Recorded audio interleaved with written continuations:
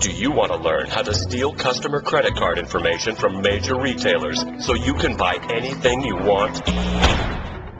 Well, we can't help you with that. But among the many IT problems we solve, Barracuda's award-winning firewalls prevent hackers from taking your valuable data to the bank. Reclaim your network like 150,000 other businesses have. To learn more about protecting customer data and your reputation, visit barracuda.com/firewalls. Coming up on the Best of the Paul Finebaum Show podcast, we're back from the SEC meetings in Destin and are taking your phone calls. ESPN's Adam Rittenberg says the SEC West hasn't lost its luster. Clay Travis ranks the top 25 coaches in college football. And on the night of the Scripps Spelling Bee, Larry from Shelby tries and fails miserably to spell Brett Bielema. Don't miss his hilarious phone call. It's the Best of the Finebaum Show podcast, and it starts right now. This is the Best of the Paul Finebaum podcast. Clay Travis from Outkick the Coverage and Fox Sports had a really nice conversation with him yesterday after the show. And Clay, thank you for being with us. Has anything happened since we got out of there? No, I had a good lunch with my kids. I'm currently in Rosemary Beach, which is basically heaven on earth, and nothing has happened. We'll find out tomorrow if anything officially has happened, but I think you left at a good time. You and the coaches all bailed out of town, and nothing's happened since. Clay, before we get to your top 25 list, I do want to talk first about you've written volumes on Mike Sly, someone you have a very close relationship with. You wrote the definitive story on him several years ago, a 4-part series. You talked about him again this week in your column. As he faces the final curtain here as commissioner, what stands out the most to you? His gentleness. Despite being one of the most powerful people in college athletics, he is maybe the nicest person in college athletics. And I said in the column that I wrote yesterday, and it's true, how many people can you name that you can't remember anybody ever saying a bad word about? Certainly you're not on that list. Certainly I'm not on that list. Nobody's on that list. And as you move up in the power scale, I feel like the odds of you not having substantial enemies, even if you're a good guy or a good girl, becomes more and more diminished. And I can't name a single person who I have ever heard say a negative word about Mike Sly. And I'm not even talking about how good of a commissioner he's been at all yet, but just to speak about how good of a person he is in terms of his relationships with everyone. And these are people with high and substantial egos, whether you're talking about coaches, administrators, players, a lot of people, other conference commissioners. These are all people who are used to getting what they want and are used to being kowtowed to in some sense. And it's rare, I would say, if ever, that Mike Sly has not been the smartest man in the room. And yet he has always been also the most considerate man in the room. And I started my story yesterday about him by pointing out that when my second son was born, literally my son had been born for about 12 hours, and the phone rings, and it's Mike Sly calling to check and see how things are going. I mean, that's unheard of. I mean, personal notes that you get, and I'm just talking about me. I know you have a great relationship with him. I know there are tons of media people. I know there are tons of administrators, coaches, again, faculty that have had an incredible relationship with the guy. And again, we haven't even talked about the fact that he is, I think, maybe the greatest commissioner in the history of collegiate sports. When you really look at what his legacy will be, the SEC network, where we're appearing on right now, is the most successful cable channel launch in the history of the medium. I mean, let's talk about how unbelievable that is. And also adding Texas and Texas A&M and Missouri, two schools that have had immediate success, and I think are going to be a testament to the universities in the SEC for a long time to come. I mean, he hasn't just hit a home run; he's hit a grand slam. Yeah, and one more question on that, because tomorrow, as you have already alluded, the SEC money will be handed out. It will be enormous. The college football playoff part of that, the success of the SEC network, another part of that. It's a little awkward for us to talk about the revenue aspect because we don't really know exactly what's going on, but you have written a great deal about that. What is your impressions and interpretations of tomorrow and the impact of the SEC network? Well, I was expecting it to be a lot until I heard what they were paying you. No, in all seriousness, I have just kind of fallen in love with the business side of the SEC network, and I think I set the over/under at each SEC school getting $30 million tomorrow when they officially announce it. And to kind of put into context, and that's television, playoff, the SEC network money. Last year they got, I believe it was $20.9 million. So you're talking about almost a 50% increase, and that number is only going to continue to grow because when you look at the SEC network, standing alone, the network that you're on right now, is the fifth most lucrative sports network in the entire nation. So ESPN is the most lucrative. Second most lucrative, NFL Network. Third is ESPN2, and then I believe it's FS1. And actually, FS1, I think, is third, the network that I work for. Fourth is ESPN2, and fifth is the SEC Network. And there's a big drop-off after those five. So what they have done, I don't think most people have realized how seismic the impact of the SEC Network is going to be in terms of a competitive balance and the impact on all the different schools and institutions over the next 20, 30, 40 years. It's going to be life-changing almost in some sense of the word for the smaller SEC programs, your Ole Misses, your Mississippi States, your Vanderbilts, that don't necessarily have these massive stadiums and aren't producing $120 million a year in athletic revenue. For them, it is going to give them an opportunity to compete on a level they've never competed on before. Chatting with Clay Travis from Fox Sports. And, Clay, you certainly got a lot of tongues wagging with your annual poll of the top coaches in the country.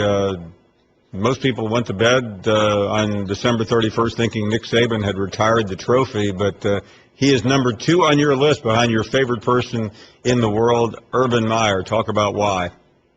Well, you know, if I've got Urban Meyer number 1, it means I actually think he's number 1 because I don't know that I would take Urban Meyer number 1 for anything else. But I think he's the best college football coach in the country right now. I believe his record at Ohio State since he got there is 38-3. Nick Saban 12-4 in his last 16 at Alabama. Look, there's no question that there's a big drop-off after Urban Meyer and Nick Saban. But if I had to hire a head coach right now to run my program and I could hire anybody in the country, and that's one of the criteria I try to apply when I rank the top 25 coaches, and they were going to win next year, I would take Urban Meyer. I think he has surpassed Nick Saban as the best coach in college football. And is this something that could fluctuate year to year? And I realize you're not doing this based on the last results, right? 100% yes. I mean, let's be honest. I mean, it seems unfair, but I mean, the goal is to win a national championship. And when Alabama went up 21-6 or whatever, if they had gone on to beat Ohio State 42-13, I would still have Nick Saban as the best coach in college football. But Urban Meyer didn't just win that game with his third-string quarterback. He also won the Big Ten title and, oh, by the way, beat a great Oregon team in the championship game in what I think was the greatest run of Urban Meyer's coaching career. And I watched him win a national championship with a guy named Chris Lee, bringing in Tim Tebow as a backup. And I thought that was his best coaching job prior to that. And I think Urban Meyer right now has just got things rolling. Now, if you want to argue the Big Ten is an easier conference than the SEC, all these things I think are 100% true. Do I think Urban Meyer would be more successful than Nick Saban right now? No. But do I think that Urban Meyer has the more successful program right now? Yeah, I do. Listen, you can quibble about any poll, but the one name that stood out for me was Bob Stoops. 5 years ago, I wouldn't be surprised to see him in the top 5, but based on recent performance, I realize he had a pretty good year 2 years ago. Why Bob Stoops that high?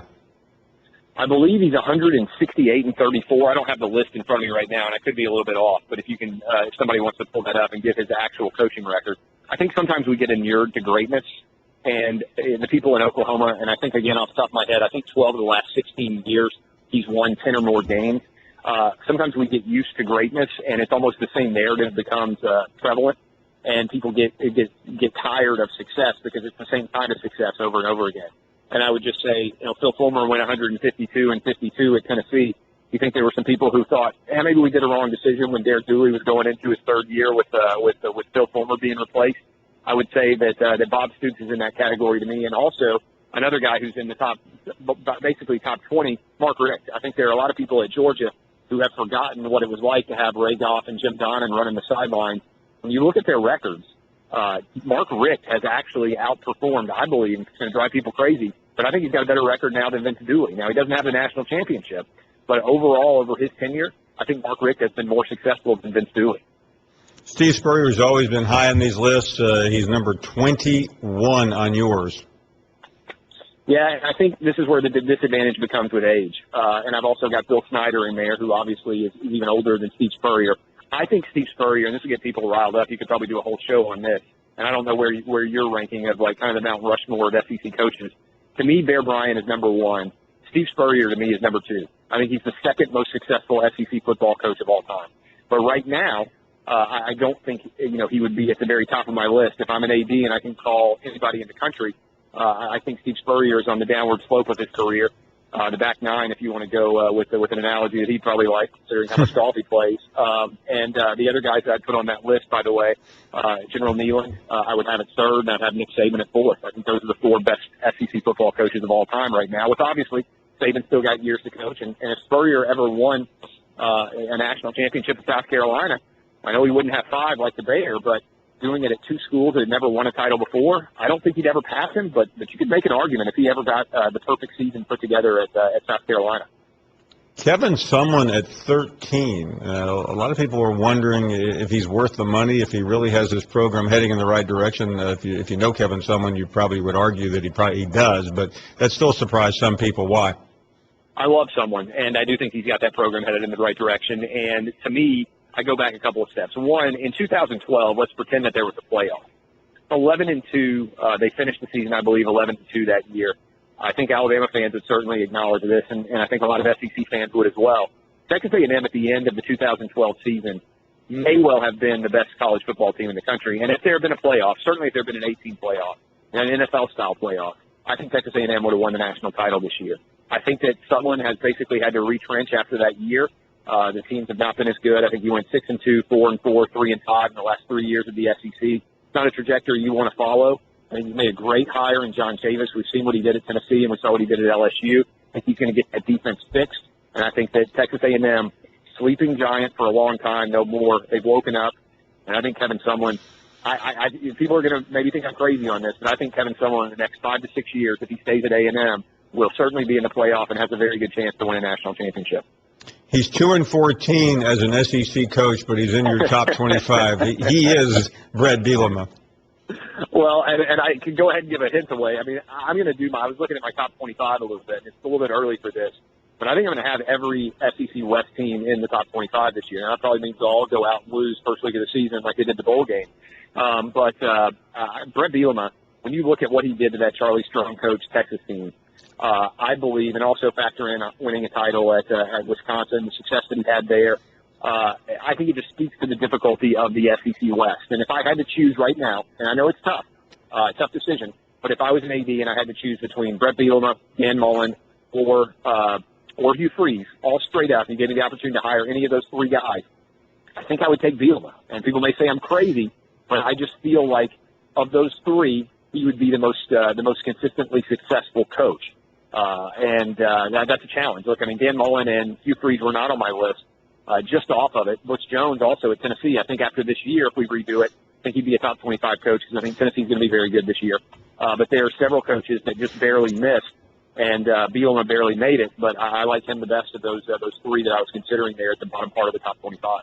You have James Franklin on the list. I know everyone knows what a great job he did at Vanderbilt. We chatted yesterday with Derek Mason. He's upbeat, talking a good game. Is he going to survive? Boy, I don't think so. I like Derek Mason. I think he's a good guy. I think the players like him. But that offense last year, Paul, I'm not sure how much worse you or I could have done as an offensive coordinator. And that was just a disaster. It was tough to watch. And it wasn't just that the offense was bad, because Vanderbilt's had a lot of bad offenses over the years. They went all the way back to Woody Wadenhofer, Watson Brown. I mean, people remember even with Jay Cutler, they weren't necessarily explosive. They typically had a pretty good defense. But that offense, it wasn't just that they were bad. It was that it was like they drove off the side of a cliff, because James Franklin built up so much optimism in those back-to-back 9-win seasons. And then to have it immediately disappear. You know, they lost that opening game against Temple by 30 points. I think that final was 37-7, and the only way they scored was on a blocked punt in the end zone. And for a while there, they had more special teams and defensive touchdowns than they did offensive touchdowns. I mean, we're talking about well into mid-October. I just don't believe they have a big-time playmaker at quarterback. I could be wrong. I don't think they're going to have a lot of success on the offensive side of the ball. and that schedule's tough early. And if he's not 3-2 or 4-1 outside of the first 5, then he's in trouble. And I think the question is going to be what kind of win total can he get to. It's not just me, by the way. Vegas came out with their over-unders today, and I was looking at them, and Vanderbilt's at 3. So they're projecting that Vanderbilt would have back-to-back 3-9 seasons. That's a hard way to get your third year guaranteed. Outstanding stuff, as always, from Clay Travis. Clay, many thanks. Enjoy the beach, and it was great to catch up yesterday. Good to see you as well, and how could you not be enjoying the beach down here on 30A at 7 on Earth? You better believe it. Thanks, Clay. See ya. Bye-bye. This is the best of the Paul Finebaum podcast. Larry is up next. Larry is in Shelby, Alabama. Yes, sir. Paul Finebaum. What's up, man? Larry, what's up, bud? You get your tongue sun blistered while you're down there on the beach looking at all them women? Oh, my God. I have no idea what you're talking about, Larry. Your tongue sun blistered hanging out, you know. Never mind. Let me just go to something, man, real quick. Okay. Clay, jibber jabber. That's what Clay Travis is, Paul. I mean, you're going to go to coaching Urban Meyer back. Well, he's got 3 national championships. Look, what a wreck he made out of Florida. Don't that come along with you, your baggage? Doesn't that come with you? Well, I mean, Nick Saban had an unspectacular experience in Miami. Did that come with him? In the pros, Paul. But Yeah. look at Saban. He's got more class than his little finger than Urban's got in his whole body. So, You okay, think so? the Big Ten's got the ball now. Okay, so they're going to win. The Big Ten's going to win. Hey, Larry, you know what? I tried to warn you about this on January 2nd. It wasn't going to be pretty, and it's getting uglier every day. Oh, yeah, it's getting ugly because these down talkers. And this Well, guy Larry, that's what happens. You coaches. play in a big game. It was the biggest game in college football history. You get whipped, and you're going to pay for it. Yeah, Even Saban. Even Saban the other day with us was still talking about the game. He said, yeah, we were up 20. I'm not talking about the game. I'm talking about this jibber-jabber Clay Travis putting Urban Meyer ahead of that burn Saban, and you get me all messed up. And here we go. And Urban Meyer has a trash record, Jack. He has trashed a program, and he goes to the Big Ten and runs up a win record that I could. No. Hey, hold on a second. Come on. I mean, Urban Meyer's record at Ohio State is spectacular. I mean, no one can touch what he has done in 3 years at Columbus. I thought in my whole dead burn life to here, as long as I've been listening to you, would hear that words come out of your mouth. You kidding me? And you're a professional analyst of football, and you're going to talk that trash? Well, it's fact, Larry. It is fact. I mean, Urban Meyer, the first season, he was undefeated. The second, you there? Of course, I'm here. Okay, he got his ass run out of the SEC by Saban. Then he okay, that was then. That was in 2010. What happened in their last meeting? Yeah. Okay, we'll give them Jack. that. Now they got the ball. You think they're going to win 6 national championships, the Big Ten, in a row? You got Let me ask you a question, Larry. Who do you think will win the next? You think Urban will win one before Saban or Saban before Urban? Saban will win 2 before Urban ever gets his butt off the commode. I'm going to tell you that right now. I think Saban's the man with the plan, Jack. He knows what's going on. Urban is just one of those like an urban legend. Boom, he's gone. I guarantee you next year he'll lose 3 games. I said I won't never call this show again if he don't lose at least 2. You want to bet? Larry, I'd hate to lose you, and I think we would probably lose you pretty quickly on that. He's going to get his butt kicked, Jack. And I'm going to tell you, these Yankee coaches, they talk like we convert them down here. We make them true grit. What? Nick Saban is from West Virginia. I realize that's not New Hampshire. No, that's right. But, it's not I mean, what do you mean by these Yankee coaches? Yankees that come down here like that Bielema, whatever his dead burn name is. You know, you can't even spell his name. You talking about Brett Bielema? Yeah, sound like a bug, Bielema. You know. Okay, Larry, slow down. Tonight is the National Spelling Bee. How would you spell Bielmeyer? Oh, Go ahead. B-E-A-L-E-M-I. Hold on. Start over again. I want to keep track of this. B what? B-M-I-L-E-A-R-E. Okay, let me write that down. Guys, can you help me here? Did you say B-M? B-M-E-R-L-A-I-E. B-M-B? Uh-huh. What's the next one after? Bielemeyer. You missed B-M-M-L-I-E-R-I-A. Whatever. Yeah, I've lost track. I don't think you're going to win the national spelling bee, Larry. No, I won't, but I know the difference in coaches, Paul Finebaum and Saban is way ahead. And this Finebaum and Clay Travis, why don't you get him to take calls, man, so we can do the beat down on him. He's a chicken. He's a pencil-pushing peckerhead. And that's all he is. He's scared of us. He don't want to take calls from us. Woo! I'm just telling you, roll down tide, Paul. Okay? You got it. There? All right. Here. Thanks, Larry. All right, buddy. This is the best of the Paul Finebaum podcast. Hugh is up next. Hugh calling us from North Carolina. Hey, Hugh. Paul, thank you for taking my call. Thank you. About 50 years ago, when I was training as a registered rep in New York, and I'm alluding to your comment about expectations being what drives the stock market, and you were absolutely right. Earnings expectations are a very important thing, and lots of times prices of equities are built around it. But it's a two-edged sword, because if you miss that expectation, you get sold off pretty well. Oh, you bet. Now, my concern about the Tennessee football program is this. I've never seen a great football team that could sustain excellence without outstanding play in the trenches. And it's my understanding, and you're in a position to correct me about this, but a goodly number of the great prospects that came in as freshmen last year that were linemen got put into active duty. I have serious question about whether or not Tennessee can get through their early schedule playing the likes of Oklahoma, Arkansas, Georgia, and Alabama without losing all of those ball games, because I think every one of those teams is going to be completely outmatching them on the line of scrimmage. And if that's the case, they may wind up with a 6-6 season, which in many ways is better than some past years, but it doesn't meet the current expectation. No. In football, redshirting is critical of your linemen, because it takes extra time for those kids to mature, to get the nourishment and the weight training and get the maturity to be able to play, especially in the Southeastern Conference. I agree with you, Hugh. I was with Coach Jones on Tuesday night at dinner, and I talked about the expectations game with him. He is embracing it, but he also knows the other side of it. And that schedule, which you referred to, they have to win some of those games. You simply just can't lose every game and go 6-6. I don't think that will work.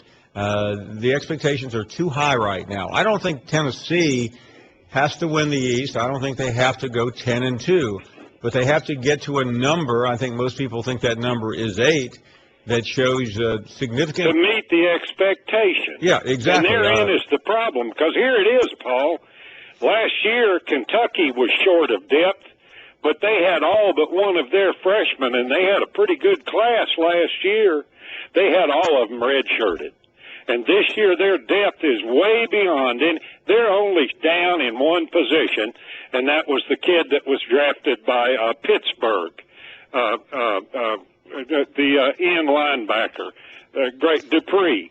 Now, if Tennessee winds up playing Kentucky and they've lost to Alabama, Georgia, Arkansas, and Oklahoma, and they have to go to Lexington and play a team that's ready to put real linemen on the field and go head up with them, if they get beat at Kentucky, they've got a disaster on their hands. Hugh, you're right, and there are two programs right now who are building on those waves of expectations, Tennessee and Arkansas, and Brett Bielema is a hot coach right now. When you look at what he's got in the trenches and what Tennessee's got, I don't see how in the world you could pick Tennessee either in Knoxville or over in Arkansas. But that's just my opinion. I don't care how good your quarterback is, how good your running back is. If you haven't got horses in the line, you ain't going to win in the SEC week in and week out. Well, Hugh, you're very correct. Thank you for the call. Always a pleasure. Oh, thank you for giving me a shot. Bye, bud. Thank you. Oh, great call. Zach is in St. Louis. Zach, thank you. Good afternoon. Hi, Paul. Good afternoon. Thank you. Hey, I was just wondering your opinion on the new Mizzou athletic director, Mac Rhodes, excuse me. Yeah, I met Mac Wednesday night. We were walking in the hotel lobby together, and he said hello and had a nice conversation. I'm very impressed. He's got a great reputation. He's young. He's smart. He's part of this new wave of athletic directors that we see now with Scott Strickland and obviously Ross Bjork, kind of the newbies, so to speak. I blame Greg Byrne, who's now at Arizona, for starting this trend in the SEC when he went to Mississippi State about 10 years ago to replace Larry Templeton. You have the old and new. I mean, obviously Tennessee has a veteran in Dave Hart. Bill Battle has been around a long time. Some of the Jeremy Foley, obviously, someone we talked to. But I like everything I've heard about Mac. I think he has some pretty big shoes to fill. He really does. But you know, he mentioned Chancellor Lofton being very supportive, and I think he'll be really good. Awesome. So, what do you think is like the biggest thing that Mike Alden missed, or that Mac has to like make up as far as Mike Alden? I think what Mike did more than anything was he had a quiet degree of leadership where he didn't panic, and I think there were times when Gary Pinkel, when things weren't going very well, that he just supported Pinkel as opposed to being or acting like perhaps a new athletic director and getting a little uptight, and I really like that part of what Mike did. In fact, I ran into. I hate to keep. I know I'm not name dropping, but when you stay at a hotel with every SEC head coach, you can't help but run into them. It was yesterday morning. Not that I'm a workout freak, but I went down to the fitness room about 6:15, and there were. I mean, I'm just going to do a couple of minor exercises and maybe run for a minute. And there is Gary Pinkel in there. I wish I had a video camera, guys. I mean, he is pumping some serious iron. I was very impressed with Coach Pinkel, and I'm glad he looked at me like, you want to try this? And I just looked the other way. I'm like, I don't even know who you are. This is the best of the Paul Finebaum podcast. Geico presents Strange Savings Stories. Astronomers detected an interstellar transmission. It stated, Geico, 15 minutes could save you 15% or more. The implications were staggering. Was the cosmos telling us we could all save hundreds on car insurance with Geico? Or did their radar merely pick up a signal from the nearby Rufus and Clyde's morning show? We may never know. Geico. 15 minutes could save you 15% or more on car insurance. This is the best of the Paul Finebaum podcast. Talking about some of the people that we ran into down there, and listen, I mean, people. I'm sure someone's saying, "Well, is this guy going to? Who else is he going to say he ran into?" Well, I mean, think about it. There are 14 schools. Every head football coach, every basketball coach, men's and women's. You had athletic directors, chancellors, publicity people, faculty reps. Met the faculty rep from LSU. We had a good time chatting at a reception. So it's really a great event in terms of just being around people, talking to people. The SEC Media Days, you think you're getting a lot out of it, but I mean it's like sitting at Grand Central Station at 7 o'clock in the morning trying to carry on a conversation. You have 20 people moving in 20 different directions. Also enjoyed the conversation with Coach White yesterday, getting to know him a little bit. McElwain, I think, of all the football coaches, considering how little positive has been said about the Gators, I mean, he was just so cool and low-key. I ran into him a couple of times, and the guy's mood never changes. It's always just Montana cool. Lance is up next in Tennessee. Yeah, if I knew John Calipari was down there, I would have showed up just to kick Santa in his face, Paul. Yeah, I actually ran into Cal talking to Saban at one point. It was a pretty neat picture. I got respect for Coach Cal. I just don't like Kentucky fans. But hey, man, I appreciate the score on that Gator game, but I just got home, man. I'm glad they beat Tennessee. But I was going to ask you about Will Muschamp, Paul. I know you said I was out of my mind because I didn't want him fired. But when every analyst on this show keeps showing up, picking them by Brett Murphy, going to the national championship, everybody says we're going to win the SEC, Tony Barnhart. That's why I'm so frustrated by Foley firing Will Muschamp under fan pressure, because if he's that good, I thought Kurt Roper had it going, man. They were a little bit better. I know it didn't look better in the record, but they were a little bit better, man. Do you understand my frustration, though? I mean, do you understand where I'm coming from? Or you just think I'm crazy? Quite frankly, I don't really understand it. Well, check this out, Lance, man. because Fired. I didn't think Muschamp should remain. He was given an opportunity to have one more year. He didn't take advantage of it. And listen, it's a bottom line business, Lance. If Jeremy Foley had kept Muschamp after last season, the Florida fan base would have revolted. People would not be excited about the season. Fans wouldn't be showing up, and neither would recruits. Fans ain't gonna show up anyway. Ain't nobody excited about Gator football but me. Every analyst, everybody in America has said we ain't got a quarterback. Treon Harris showed enough last year that you should at least say we got a little bit of talent.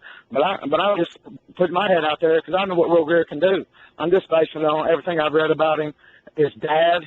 I mean, I think that plays a big part, and everything Tom Luganville said. I just think Tom Luganville's money in the bank. But I just frustrated because every analyst talked so great about Will Muschamp. But when he was us, he was with crap, man. I just think you keep him. Listen, some people are good at things. He's obviously a great assistant coach and defensive coordinator. He's obviously not a very good head coach. Although I will say this, he'll be hired in a year or two. I think you could almost mark that down. And I think if he goes to the right place, he'll be successful. But he was not going to be successful long term, in my mind, nor in Jeremy Foley's mind, in Gainesville. You can talk about it all you want. Thanks for the call. Appreciate it. Tony is next up in Mississippi. Hey, Tony. Hey, Paul. Hey, bud. I'm the one that called you the pompous ass yesterday. Hey, but I need to clarify that. I was a little bit nervous. And what I meant was a lot of your listeners they didn't get a chance to read your articles years and years ago before you were on the radio. Mm-hmm. And some of your articles were cutthroat, and I'm talking about, you know what I'm saying, even you've admitted that. Well, no, listen, Tony, if you went back and read the 20 most vitriolic articles of my career, you would think I am, a pompous ass. Yeah. But my point is, I love the show, man. I respect, I listen to it every day. So first impressions aren't always that good. But now what on Lance said, I'm a Gator fan. I think what happened was that the Florida Gators took on the same temperament that Will Muschamp had. And he was a hothead, and he would get on a referee on a call and get kicked off at him, and he would continue to be mad for series of plays instead of moving on. And I think some of the players got the same kind of, and they played the same way. So, but Lance is wrong. He's not the only Gator fan that's excited about the upcoming season of Jim McElwain. Thank you very much. This is the best of the Paul Finebaum podcast. Daryl is up next. Daryl, you agree with us? Georgia Vanderbilt, is that a game you're really looking forward to? I don't look forward to. I would probably say no. And why would I look forward to anything to do with Vanderbilt? Maybe football, just because I'm ready for football. What about you? Yeah, I'm definitely ready for football, but there are a lot better games. There are a lot better games on television that day than Georgia and Vanderbilt.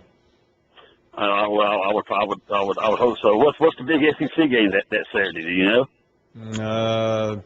What else is on that day, guys? LSU at Mississippi State. That's not bad. Tennessee. Is that Tennessee and Oklahoma as well? Yes. Yeah. So Oklahoma, Tennessee, LSU, Mississippi State. I think I would take both of those games over the Dogs and the Anchor Down boys. So where's Tennessee playing Oklahoma at? Knoxville. I'll tell you what, man, would that be something if Tennessee could win that football game? I mean, that right there would be the start of the start I believe, for Tennessee. Jones. Tennessee is going to win that football game. I tell you, you done got up there and went out to dinner with Bush Jones, and now you're just all in love with him. Huh? He's just the best thing since sliced bread. Hey, I fall easily, Daryl. You know that. What's the? Of course, Nick Saban loves you. What's the one difference between you, Nick Saban, and Paul Bryant? The one difference. One difference between me, Nick Saban, and Paul Bryant. What is it? You went undefeated in your coaching career. That's I mean, true. have you ever thought about maybe doing it for a living, Paul? No. I mean, you want to know, you know what I'm saying? Undefeated, retired. Hey, I want to ask you something. I want to get your opinion on this. You know, I heard the other day talking about Tennessee getting it back and like it used to be and all that. And I got to think about it. It just seems like it's harder this day and time to build something where you're in the national championship picture every year. And I was wondering why, and I thought it's hard to keep players. I mean, as soon as they're eligible for the NFL, it seems like, a really good player takes off. And back in the day, that wasn't the case. And even, they could save the money, but heck, back when, remember Herschel got $16.5 million to go to New Jersey and play with the Generals for USFL. So it wasn't like the money was chump change back in the, in the early 80s. Why is it different now than it was back then? Why do you think it is? I mean, because back then you had players stick around for 4 years. Hardly ever did you see a player leave early. Well, it's a good question. I think the biggest difference between today and 20 or 30 years ago is the restriction of scholarships. You cannot make a mistake. Where back 30, 40 years ago, whether it was Vince Dooley, Bear Bryant, or anyone else, you could stockpile, and if you made a mistake at a quarterback, you brought another guy in. You made a mistake at a position. You can't make mistakes any longer. Right. Okay, I understand that. Okay, it just seems like I know they talk about injury, but you don't want to play your senior year because you might get hurt. But I don't buy into that concept at all because I'm like, they've been playing football all your life. I mean, I was just.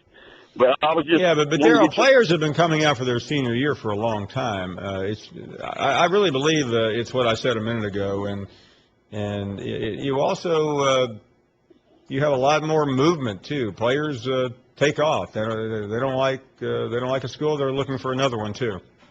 Well, I just don't follow. Sometimes I question if the players college football players had the same passion for playing college football like they did back in the early 80s. It just seemed like, because it seemed like all they want to do is go to the NFL.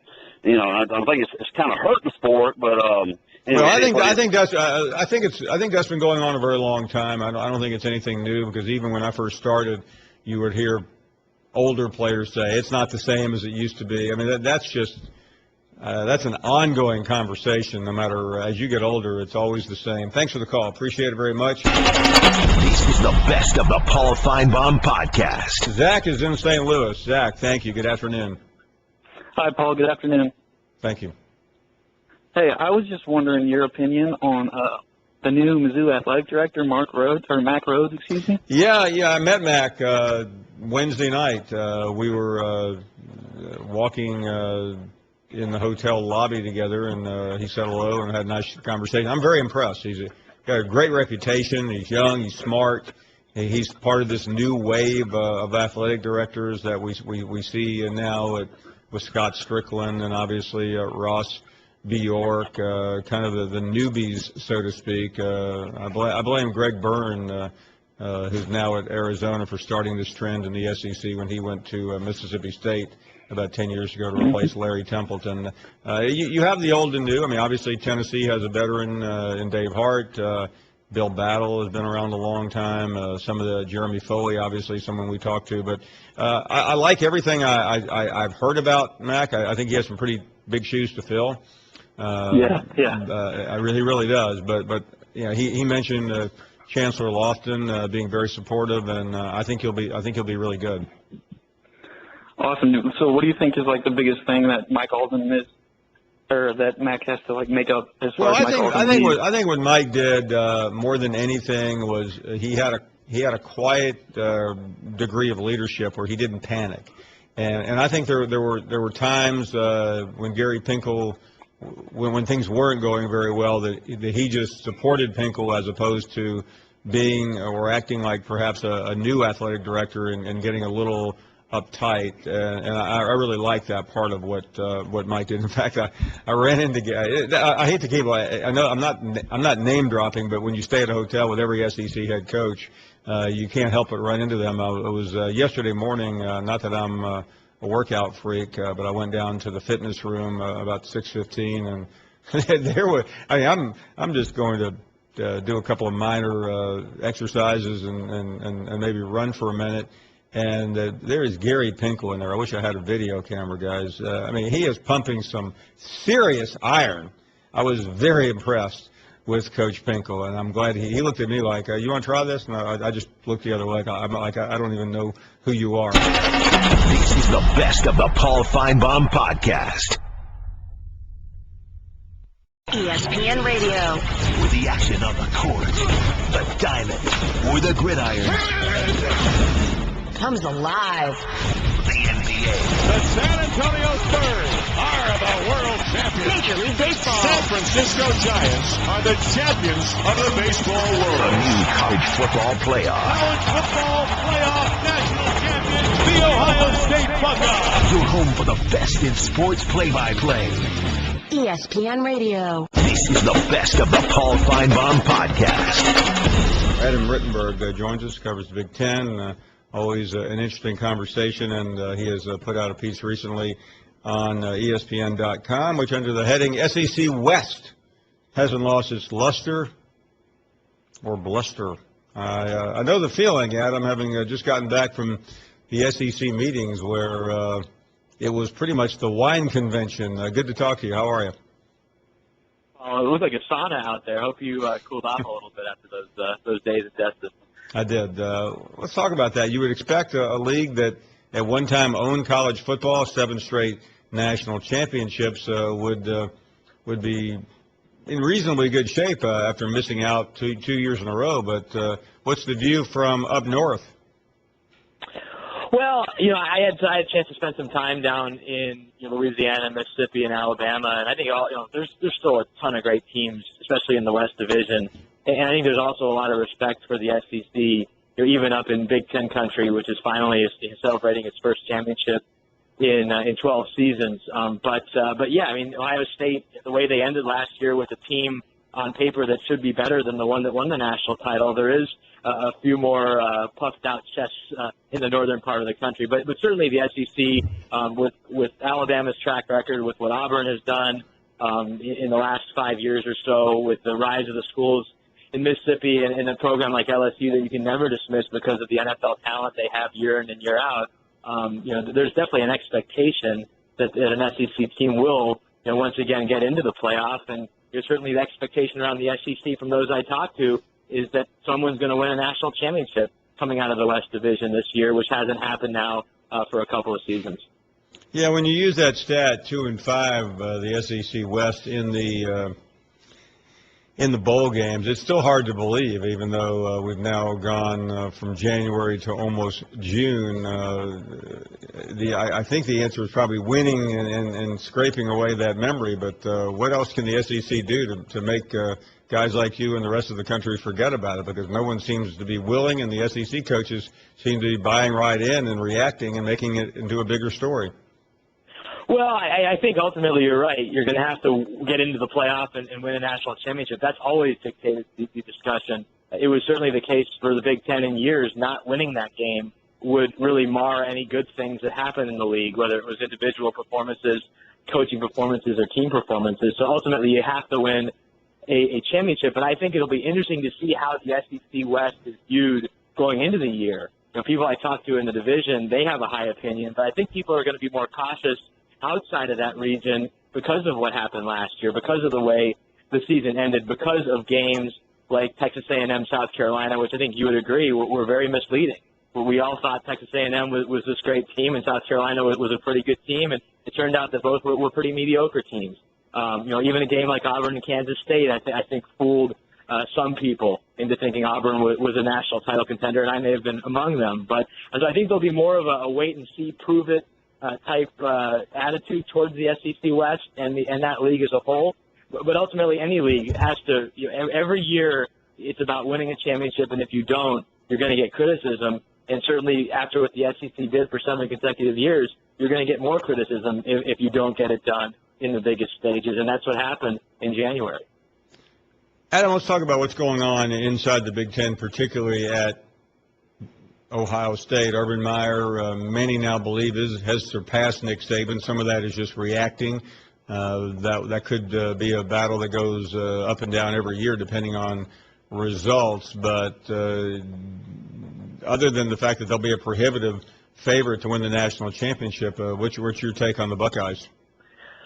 Again, I think what Urban has done in big games over the course of his career speaks for itself, and it'll be interesting to see how he tackles this next challenge, which is a team that has had success that kind of came out of nowhere at the end of the year to rise up to win the national title. How are they going to handle that with so many players back? I did a piece on that a few months ago talking to coaches who had been in that position, and it's not easy. When you're going to the White House and you're getting your championship rings, and rappers are putting out videos this week. Ezekiel Elliott got a hype video for the Heisman. It's hard to keep those guys focused, and so that's what I think Urban's great challenge is going to be, because Paul, on paper, they really should be a better team. I mean, the defensive line may take a few hits, but with the 3 quarterbacks, with Ezekiel Elliott back at running back, playing better than anyone in the country at the end of the season last year, the wide receiver is no longer a major drawback. They have a little bit more depth at linebacker. They return some of their dynamic young players in the secondary.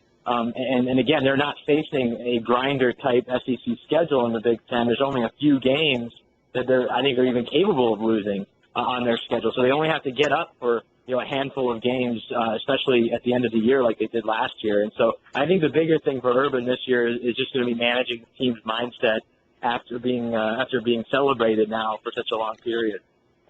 Are we missing anything on Ohio State's schedule? Certainly the opening game against Virginia Tech has a lot of people interested, but the odds makers aren't necessarily agreeing. And then it looks like a pretty good ride until the end. Michigan State at home and at Michigan. Who knows what they'll look like, but that won't quiet the hype, will it?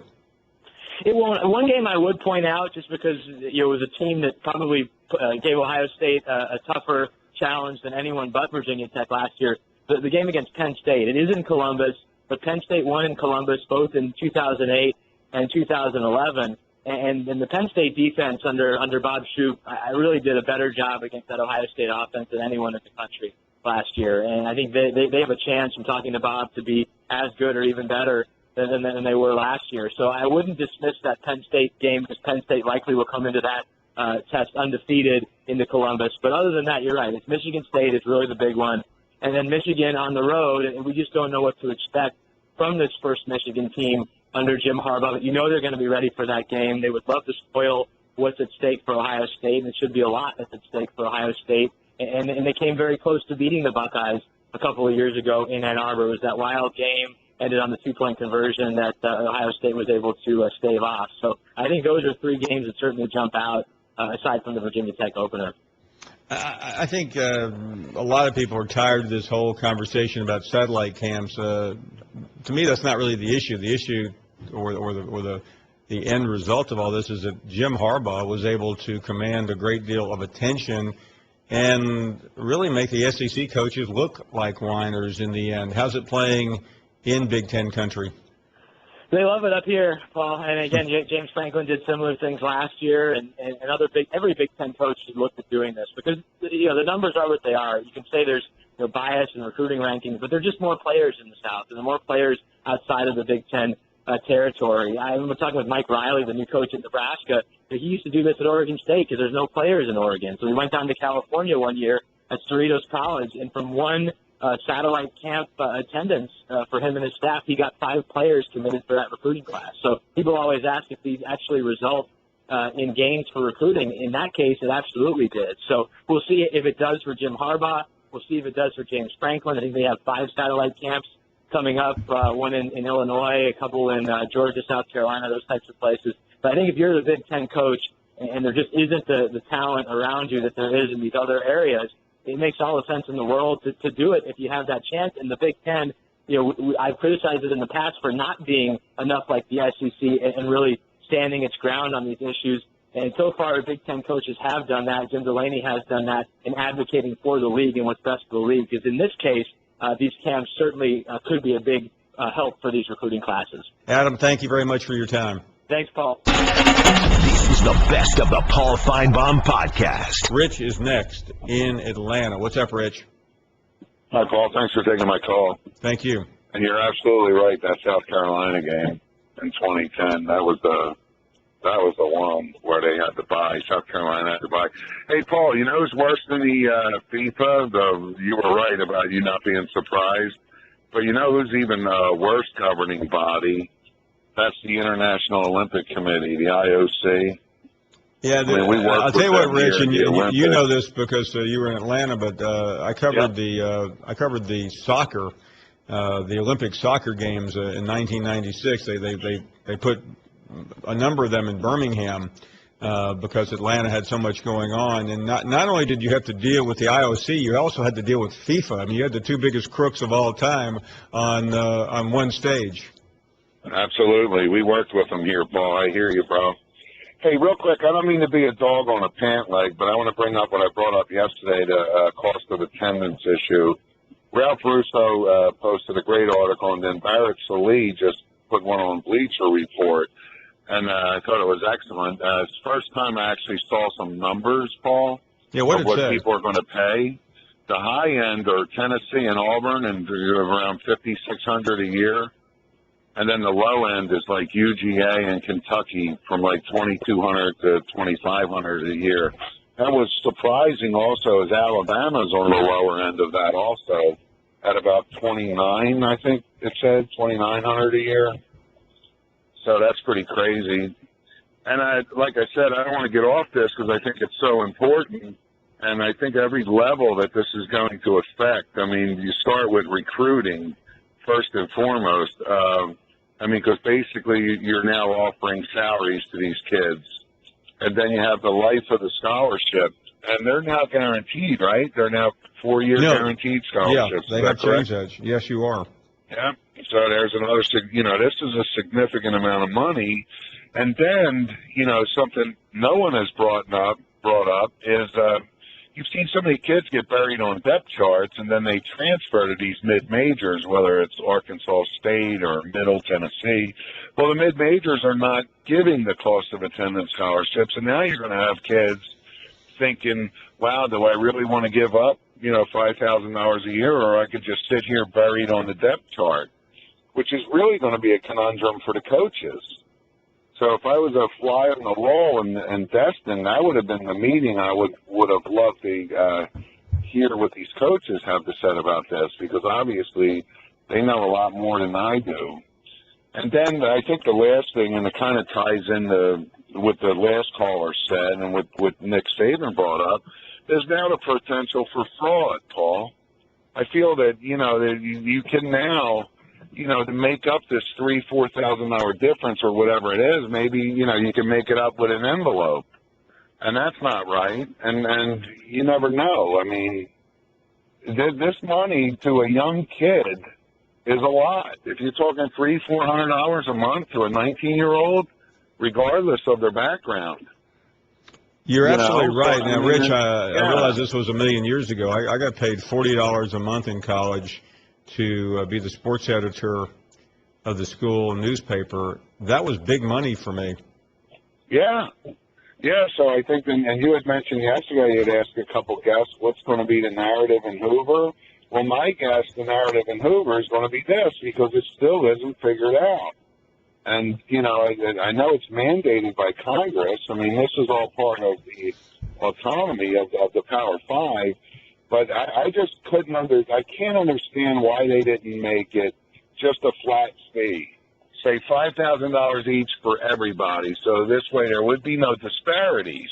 Because I think the disparities are going to lead to potential competitive imbalances, just in my opinion.